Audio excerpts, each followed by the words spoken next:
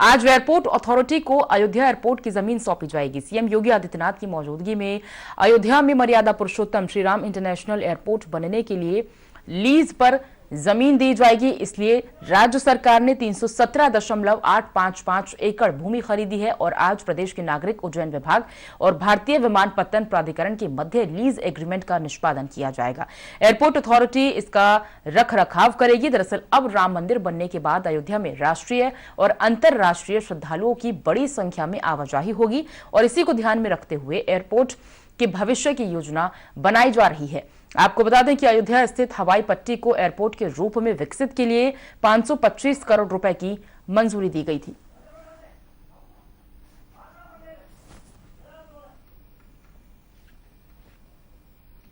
लखनऊ से हमारे संवाददाता रजत सिन्हा हमारे साथ जुड़े हुए हैं। रजत, क्या जानकारी मिल पा रही है? देखिए, एक अच्छी खबर है कि अब इंटरनेशनल एयरपोर्ट यहां पर बनेगा, क्योंकि निश्चित रूप से जब आवाजाही होगी लोगों की तो लोग दूर दराज से आएंगे। ऐसे में ये एयरपोर्ट बन जाना एक बहुत बड़ी उपलब्धि भी सरकार की और एक बहुत बड़ी खुशी। जी, निश्चित ही उत्तर प्रदेश सरकार की बहुत बड़ी उपलब्धि होगी और राम नगरी अयोध्या का विकास योगी सरकार की प्राथमिकताओं में एक है।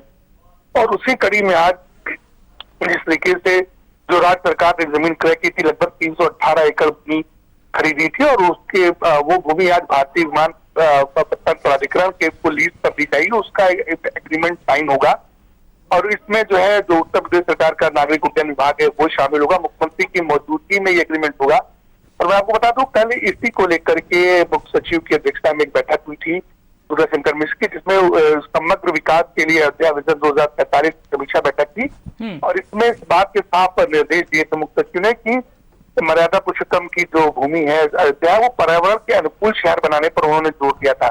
अयोध्या को विश्व की धार्मिक नगरी बनाना और जिस तरीके से इंटरनेशनल एयरपोर्ट जो बनकर था, निश्चित ही देश विदेश से यहाँ पर लोग आएंगे, उसको ध्यान में रखते हुए ये चीज की जा रही है और इसका लीज एग्रीमेंट सुना है। ठीक है, शुक्रिया आपका रजत सिन्हा इस पूरी जानकारी को हम तक साझा करने के लिए। मुख्यमंत्री योगी ने बुधवार शाम अपने सरकारी आवास पर अर्थव्यवस्था बढ़ाने को लेकर बैठक की है। मुख्यमंत्री योगी आदित्यनाथ ने प्रदेश की अर्थव्यवस्था को 1 ट्रिलियन बनाने के लिए तेजी से कोशिश करने के निर्देश दिए हैं। सीएम योगी ने कहा है कि अर्थव्यवस्था को विस्तार देने के लिए विभिन्न सेक्टर्स का संतुलित विकास किया जाए, साथ ही निर्धारित लक्ष्यों के लिए टाइमलाइन बनाकर समय से कार्रवाई किए जाने के निर्देश दिए जाएं। सीएम ने आगे कहा है कि पिछले 5 सालों में विभिन्न क्षेत्रों में उल्लेखनीय कार्य किए गए हैं। इन उपलब्धियों से बेहतर परिणाम प्राप्त करने के लिए अब और अधिक परिश्रम से प्रयास करने होंगे।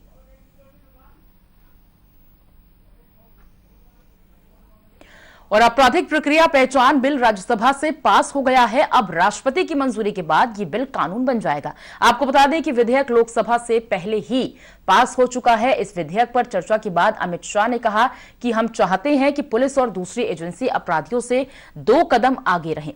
उन्होंने कहा कि आईपीसी, सीआरपीसी और एविडेंस एक्ट में बदलाव करने वाला हूं। सबूतों की कमी के कारण 7,50,000 आरोपी हर साल छोड़ दिए जाते हैं।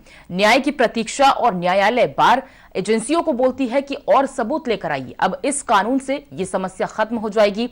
इससे न्याय देने की प्रक्रिया तेज हो जाएगी और खर्च भी कम आएगा, न्याय भी जल्दी मिलेगा। और इस दौरान अमित शाह ने यह भी कहा कि किसी भी पॉलिटिकल गतिविधि करने पर यह लागू नहीं होगा। वहीं अमित शाह ने संजय सिंह के आरोपों पर यह कहा कि गुजरात में एफआईआर हुई या नहीं मुझे नहीं मालूम, लेकिन संजय सिंह बंगाल चले जाएं तो जान चली जाएगी।